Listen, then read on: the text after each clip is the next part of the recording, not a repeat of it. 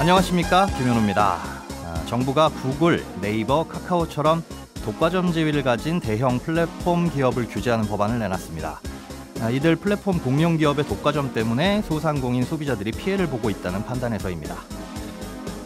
경제협력개발기구 OECD에 속한 주요 경제국에서 국내 총생산 대비 세금 비중이 늘어난 것으로 조사됐습니다.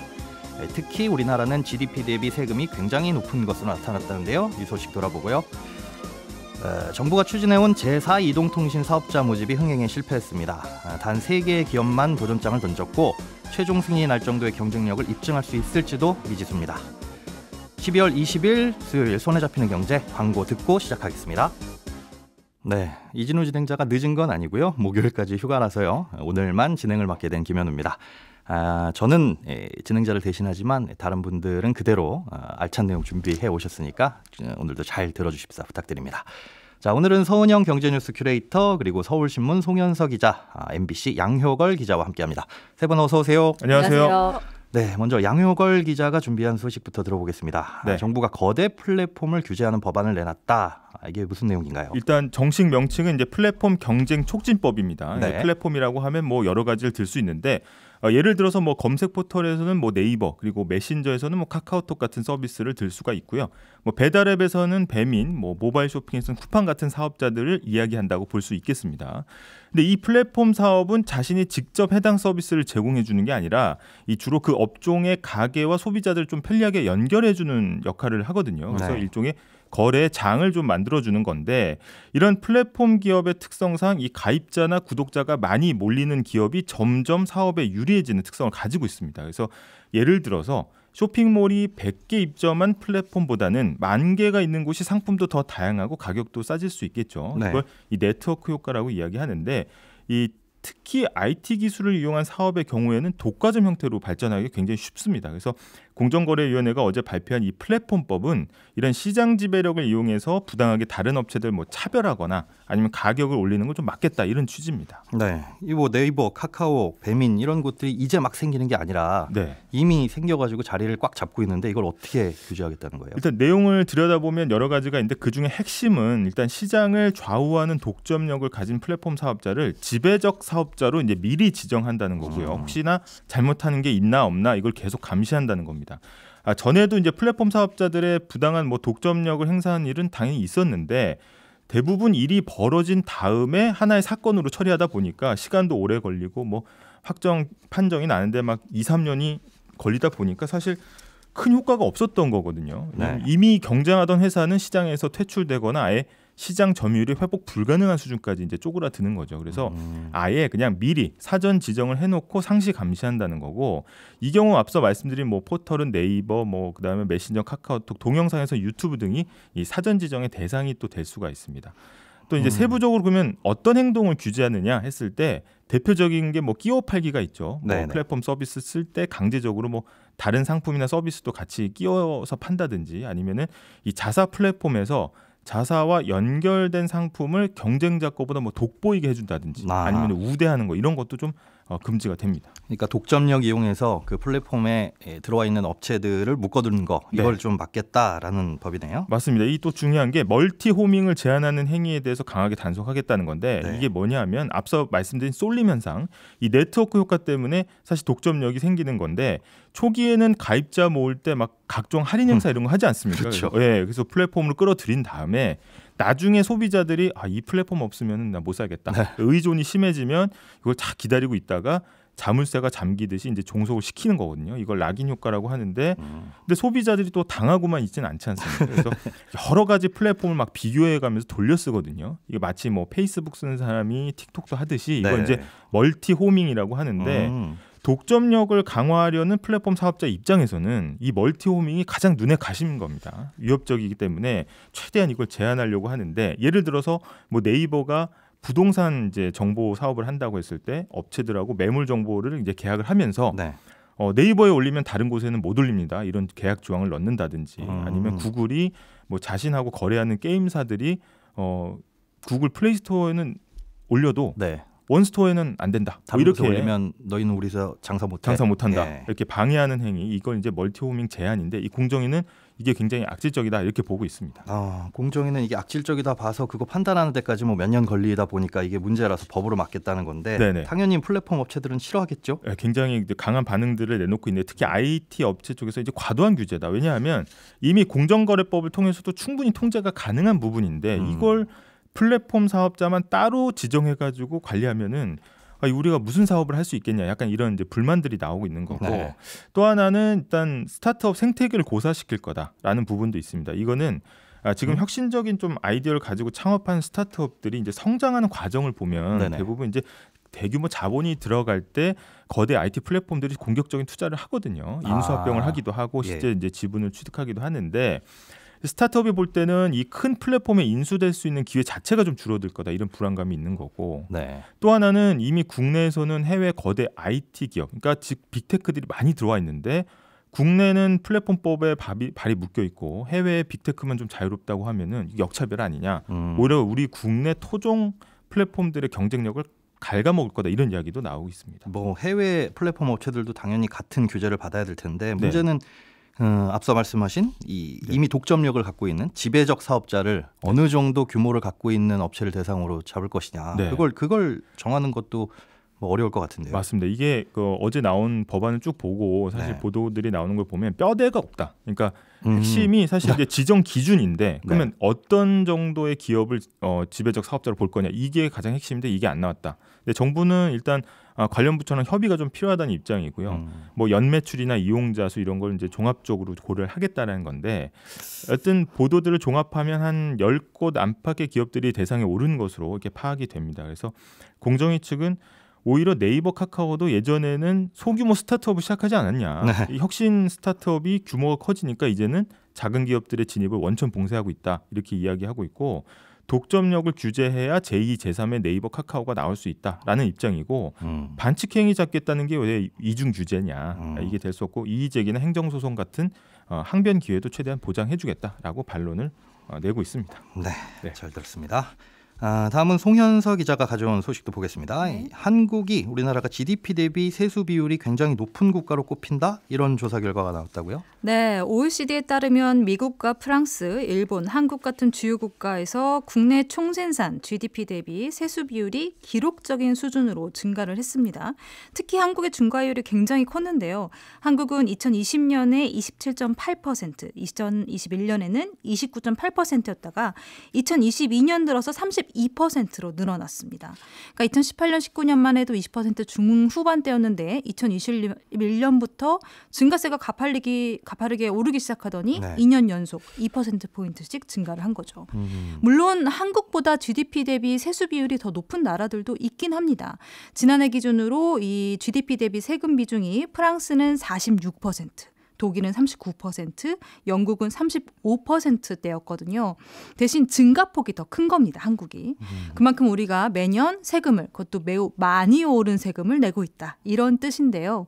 GDP 대비 세금 비중이 높아진 건 결국 정부 지출이 많아졌다라는 뜻으로도 해석이 됩니다.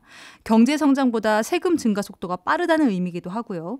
그만큼 경제에서 정부 역할이 많이 늘어난다는 의미로 해석을 할 수가 있습니다. 그래서 미국 월스트리트 저널은 한국이나 미국, 유럽처럼 GDP 대비 세금 비중이 높아진 국가들의 공통점을 봤더니 세금으로 국방이나 새로운 산업 정책 분야에 진출했기 때문으로 보였다. 이렇게 분석하기도 했습니다. 뭐 세금 쓸 일이 많아졌다 이렇게 보일 수도 있고 GDP 그러니까 성장이 더디다. 그만큼 맞습니다. 이제 더디니까 세금을 많이 내겠다 이렇게도 보이는데 어쨌든 뭐 세금 부담이 커지게 되면 소비라든가 투자라든가 이런 것들은 위축 될 수밖에는 없잖아요. 그렇죠. 근데 최근에 고금리 상황이 계속 이어지고 있고 세계 여러 나라들의 부채 발행이 또 감소를 했기 때문에 세금을 통해서 이렇게 자금을 좀 충당하려는 나라들이 분명히 있습니다. 일단 고금리 때문에 부채 이자가 상승을 했죠. 그러면 국가 부채가 많은 나라일수록 이자를 더 많이 내야 하는 상황에 처했을 겁니다. 이렇게 되면 신규 국채 발행도 좀 어려워지고요. 그리고 주요국들 대부분이 심각한 고령화 현상을 겪고 있는데 이 고령화 현상이 심해지면 정부가 노인 복지를 위해서 써야 할 돈이 또 많거든요. 근데 이게 국가가 써야 될 돈이 많아지다 보니까 세수를 늘려서 이런 비용들을 확보하는 측면도 있습니다. 또 기후변화 때문에 나라의 재정 지출이 늘어난다 이런 분석도 있는데 경제 연구기관인 캐피털 이코노믹스가 추산한 결과를 봤더니 선진국들은 고령 인구가 늘어나면서 복지를 확대하고 동시에 친환경 에너지 인프라를 설치하면서 연간 GDP의 3%나 되는 비용을 추가 지출해야 하는 상황에 놓였다. 이런 결과가 나왔습니다. 그러니까 그 돈들이 다 세금에서 나와야 된다는 거죠. 그렇다 보니까 전문가들 사이에서는 1980년대부터 이어져 왔던 신자유주의 시대가 끝나고 이제는 정부가 국민 생활에 적극적으로 관여하면서 정부 기능이나 구조나 예산이 팽창해져 있는 그런 큰 정부를 향하고 있다라는 분석도 있습니다. 결국은 이제 정부가 써야 될 돈은 많은데 네. 고금리 현상이 계속되다 보니까 빌려가지고 그 돈을 쓰기는 어렵고 그렇죠. 결국은 쓸 돈은 이제 세금으로 만들어진다 이런 맞습니다. 의미 같네요. 세금은 앞으로도 많이 낼 것 같은데 다행히 내년 전기요금은 더 내지 않아도 될 것 같다 이런 전망이 나온다고요? 네, 내년 1분기 전기요금은 물가 상승 압박 우려도 있고요. 내년 봄에 있을 총선도 고려해 봤을 때 동결될 가능성이 크다 이런 관측이 나오고 있습니다. 산업부가 기획재정부와 협의해서 내년 1월부터 3월까지 1분기 전기요금을 21일 정도에 확정할 예정인데요. 내부에서는 지난해부터 올해 3분기까지 전기요금이 킬로와트당 약 40%가 이미 올랐고 4분기에도 산업용이 한정적이긴 하지만 요금을 10.6원 정도 인상을 했기 때문에 내년 1분기 추가 인상 가능성은 작다라는 쪽에 무게가 실리고 있습니다. 그러니까 사실 동결 이야기가 나올 법한 시기인 게 네네. 지난해부터 전기요금이 6번이 올랐습니다. 그리고 한전이 발전사들한테서 전기를 사오는 가격인 전력 도매 가격도 많이 떨어지기도 했고요. 그래서 덕분에 한전이 3분기에 자회사를 포함해서 흑자 전환에 성공을 했기 때문에 다음 분기에는 올리지 않고 동결할 수 있다. 이런 이야기가 나온 것으로 분석이 됩니다. 네. 다만 내년 2분기까지 그럼 동결이 되느냐? 이건 또 기대하기 어려울 것 같아요. 왜냐하면 지난 2년 동안 말씀드린 것처럼 전기요금을 6번이나 올렸는데 그렇다고 해서 한전에 지금 누적되어 있는 부채 200조 원대 그리고 영업적자 40조 원대 이런 것들이 다 또 완전히 해소가 되지는 않거든요. 네네. 그래서 여전히 한전에 대한 재무 여건 개선이 시급하다는 게 이 업계의 공통된 목소리입니다. 이게 한전이 그렇게 적자가 많고 빚이 많다 보니까 여기서 계속 발행하는 채권 때문에 시장에서도 문제 많이 생기고 그랬었는데 맞습니다. 그래서 이제 충격이 덜할 때 조금씩 장기적으로 올리겠습니다 했는데 이렇게 또 살짝 멈추는 멈춰가는 시점이. 건 네. 일단 다른 거 다 오르는데 전기요금이라도 안 올라줘서 감사하긴 한데 네. 나중에 또 크게 오르지 않을까 하고 걱정이네요. 네네. 많이들 오른다, 비싸졌다라는 얘기들 많은데 이제 연말연시 앞두고 모임이나 술자리 많잖아요. 네. 근데 소주에 대한 세금, 소주에 대한 세금 인하된다고 해요. 그러면 우리한테도 조금 어느 정도 체감할 수가 있는 겁니까? 이제 식당 가서도? 네, 일단은 내년 1월 1일부터 소주에 붙는 세금이 내려가고요. 공장 출고 가격이 한 10% 정도 내려가기는 합니다. 문제는 정부가 세금을 인하하겠다고 결정을 하기 전에 마치 선제 공격을 하듯이 네. 주류 업계가 먼저 출고가 인상을 발표를 했습니다. 네, 얼마나 올린다고? 네, 일단 소주 시장 1위가 하이트진로거든요. 근데 하이트진로가 이미 지난달부터 참이슬 후레쉬와 참이슬 오리지널의 출고가를 약 7% 올렸고요. 네. 뒤이어서 보혜양조 같은 지역 소주 업체들도 일제히 출고가 인상을 했습니다. 그러니까 참이슬로 기준을 삼아 보면 지난달에 가격이 인상이 되면서 참이슬 한 병의 출고가가 1,164원에서 1,247원이 됐습니다. 예. 근데 제가 세금을 인하한다고 지금 네네. 이야기를 드렸잖아요. 그러면은 이게 세금을 인하해서 1,115원이 되거든요. 그러니까 실제 인하폭은 지난달하고 비교했을 때 한 50원, 51원 정도밖에 되지가 그래도 않아요. 원래보다는 조금 싸지는 거네요. 조금 싸지는데 네. 이게 출고 가격이 한 50원 정도 낮아진다. 네. 그러면 대형마트나 편의점에서는 물론 한 50원 정도 싼 가격에 저희가 살 수는 있을 겁니다. 근데 네. 문제는 저희가 이제 연말 회식도 많고 이제 모임도 많을 텐데 네. 식당에서 판매하는 술값까지는 정부가 인하를 강요할 수가 없거든요. 그렇죠. 그럼 실제로 소비자들이 체감할 수 있는 소주 가격의 인하 효과 이건 아마 크지 않을 것으로 보입니다. 이 편의점이나 마트에서도 그렇게 기대하기가 그렇죠. 크지는 않은 50원 정도니까. 네네. 그런데 이미 식당이나 술집들 가보면 5,000원, 6,000원으로 올린 곳들도 많이 있더라고요. 맞습니다. 이게 다시 내려올 걸 기대할 수는 없을 것 같네요. 네. 자, 고용노동부가 부모 육아 휴직제 이걸 확대 개편했다는 소식이요. 이게 무슨 내용이고 어떻게 바뀌는 건가요? 네, 현재는 생후 12개월 이내의 자녀를 둔 부모가 동시에 또는 순차적으로 육아휴직을 하게 되면 첫 3개월 동안 육아휴직 급여를 통상임금 80%에서 100%로 상향을 해서 지급을 하고 있었거든요. 근데 내년 1월 1일부터는 지원 대상이 생후 12개월에서 생후 18개월로 바뀌고요. 그리고 지원 기간도 첫 6개월로 늘어납니다. 상한액도 1개월 차에는 200만 원, 2개월 차에는 250만 원 이렇게 월 50만 원씩 상향이 되고요. 6개월 차에는 부모 각각 최대 450만 원 그러니까 부부가 900만 원을 받을 수 있는 겁니다. 이게 최대가 월급까지인 거죠? 네, 맞습니다. 그래서 부모 중 한 명이라도 내년 1월 1일 이후에 육아휴직을 최초로 쓰게 된다면 적용을 받을 수 있다고 하니까 네. 육아휴직 예정이신 분들은 참고하시면 좋겠습니다. 네, 뭐 출산 장려책이 많이들 나오고 있는데 이제 월급 좀 소득이 줄어드는 바람에 부담되는 걸 좀 낮춰주겠다. 네. 이런 취지의 정책인 것 같네요. 네, 잘 들었습니다. 서은영 큐레이터가 가져온 소식부죠. 제4 이동통신 사업자 입찰 관련 소식인데 기존 통신 3사하고 경쟁을 펼칠 만한 후보를 기대하진 않았는데 나오긴 나왔습니까? 네, 일단은 입찰에 도전장을 내민 곳은 네. 있습니다. 그러니까 어제 오후 6시까지 과학기술정보통신부가 이제 제4 이통사업자 탄생을 염두에 두고서 이제 주파수 할당 경매를 입찰을 진행을 했거든요. 네네. 이제 경매는 나중에 진행이 되고요. 그리고 이제 해당 주파수 대역대는 이제 28GHz 대역대인데 누가 쓸 거냐? 네, 이제 누가 쓸 거냐? 그러니까 누가 여기에 경매에 참여할 수 있게 해줄 거냐? 네. 이제 그 후보들을 선정을 하는 작업입니다. 네. 그런데 이제 세종텔레콤과 스테이지5, 미래모바일 이렇게 세 곳이 도전장을 내밀었는데요. 아마 처음 들어봤는데 이렇게 생각하시는 분들도 있을 것 같아요. 네. 세종텔레콤과 이제 스테이지5 같은 경우에는 기존에 이제 알뜰폰 사업을 하고 있는 회사들이고요.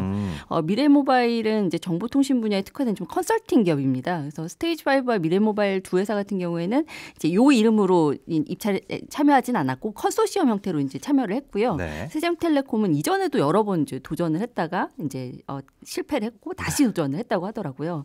네, 앞으로 이제 신청기업들 대상으로 해서 적격 심사 진행되고 한 달 이내 심사 마쳐서 이제 적격 사업자들 고르는 다음에 경매 진행하게 되는데 물론 세 곳 다 결격 사유 있다 이렇게 판단하면 선정하지 않을 수도 있습니다. 그러면 뭐 제4 이동통신사는 안 나오는 거네요. 그렇죠. 왜 떨어졌던 거예요? 이전에서? 기존에는 중견기업들이 도전한 경우가 좀 많았는데 네. 대부분은 자금 여력에서 돈이 문제가 없어서. 됐습니다. 네, 왜냐하면 투자가 많이 필요하거든요. 이번에는 돈이 있을지 모르겠는데 그만큼 이제 돈이 있어야 되면 뭐 거물급 신이 나타나야 되는데 역시나 뭐 귀에 익은 그런 이름들의 거물급 신입은 없네요. 매번 입찰 진행할 때마다 이제 정부가 늘 원하는 회사들이 몇 군데 있습니다. 가령 네이버, 카카오, 쿠팡, 뭐 죄송합니다. KB국민은행, 토스. 이런 것들 이제 IT 유통 금융 기업들인데 이런 이제 이종 산업하고 통신을 좀 결합해서 뭔가 좀 새로운 서비스 좀 한번 해보면 좋지 않을까 이렇게 생각을 하는데 이번에도 이런 회사들은 이제 전혀 관심이 없었죠. 그래서 특히나 이번 입찰이 이제 정부로서는 제4 이통사 모집 위한 8번째 시도였는데 7번 다 실패였던 게 가장 큰 문제를 꼽자면 결국에는 이제 통신 3사의 과점 체제가 너무 공고하다. 네, 이미 뭐 거의 90% 점유율인데 지금 막 알뜰폰 사업도 해보고 여러 가지 시도를 해봤지만 그렇죠. 이걸 깨기가 너무 어려웠던 거잖아요. 그래서 새로 들어온 회사가 그러면 이제 이 점유율을 뚫고 뭔가 이제 유의미한 점유율을 가져가려면 통신 품질도 일단 좋아야 되고요. 또 마케팅도 적극적으로 해야 되잖아요. 근데 달리 말하면 이거 다 돈입니다. 알뜰폰은 뭐 기존에 있는 망을 쓰면 되지만 그렇죠. 제4이동통신사는 자기네들이 세워야 되는 맞습니다. 거잖아요. 맞습니다. 그래서 기지국을 많이 세워야 되는데 기지국 하나하나가 다 돈이고요. 마케팅도 뭐 통신료 깎아주고 광고도 해야 되니까 이것도 다 돈이죠. 그래서 통신업의 지금 수익성이 과거에 비해서 많이 나빠진 상황이고 뭐 이제 사실은 거의 포화 상태라고 봐야 되는데 여기에서 과연 사업성이 있겠느냐 이렇게 판단할 수밖에 없는 걸로 보입니다. 결국은 사업성이 없으면 정부에서 뭔가 당근을 계속 줘야 기대하는 그 거물급 신인들로 접근을 할 것 같은데 당근 많이 제시했던 걸로 알고 있어요. 무슨 황금 주파수 이런 거 우선적으로 배정해 준다 이런 얘기도 맞아요. 있었던데. 이거는 명시적으로 적어놓지는 않았지만 말은 계속했었거든요. 이번에 이렇게 선정되면은 뭐 황금 주파수도 우선적으로 줄 거예요 이런 얘기를 했었고요. 뭐 명시적으로는 입찰가도 이 시작가를 굉장히 많이 낮추셨습니다. 기존 대비 3분의 1이었고 초기 3년간 의무적으로 구축해야 되는 기지국 수도 파격적으로 줄여줬는데 문제는 이제 이 28GHz 대역의 문제도 있어요. 그러니까 이게 속도가 아주 빠르다 빠르다고 하고 우리가 5G가 기존 LTE보다 20배 빠르다고 할 때 그게 여기에서만 가능하거든요. 예. 그래서 지연 현상도 없고 상당히 좋은 대역대는 맞는데 네. 단점이 장애물 통과를 못합니다. 이 말은 뭐냐면 무슨 통화요? 장애물 통과를 못해요. 그러니까 건물이 막고 있으면 이 통신이 안 되는 겁니다. 그래서 기지국을 촘촘하게 다 세워줘야 돈 이 많이 들어가겠네요. 20배 빠른 통신이 가능한 거죠. 그래서 정부가 뭐 의무적으로 세워야 되는 기지국 수 줄여줬다고 해도 결국에는 초기 투자가 많이 들 수밖에 없는 구조라는 게 문제인 겁니다. 이번에 입찰한 그 황금 주파수 28GHz 네. 여기 통신 3사 할당 받았다가 제대로 투자 안 해가지고 다시 정부가 회수했던 거잖아요. 네, 맞아요. 그러니까 이게 결국엔 달리 말하면 통신 3사도 마땅한 수익 모델 못 찾아서 투자를 포기했던 건데 그럼 이제 과연 어떤 서비스가 가능할 거냐 이런 것들은 좀 더 지켜봐야겠습니다만 지금 당장은 과연 여기에서 단말기도 좀 없는, 전용 단말기도 없는 상태에서 좀 서비스가 제한적이다. 이런 이야기들을 합니다. 네. 네, 지금까지 서은영 큐레이터, 송현석 기자, 양효걸 기자와 함께했습니다. 눈이 많이 와서 지금 길이 많이 미끄럽습니다. 도보로 이동하시는 분들이나 운전하시는 분들 모두 안전하게 이동하시기 바랍니다. 저는 김현우였고요. 내일은 김치영 큐레이터가 자리에 앉겠습니다. 들어주신 여러분 고맙습니다.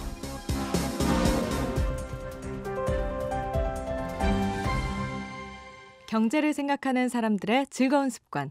이진우의 손에 잡히는 경제.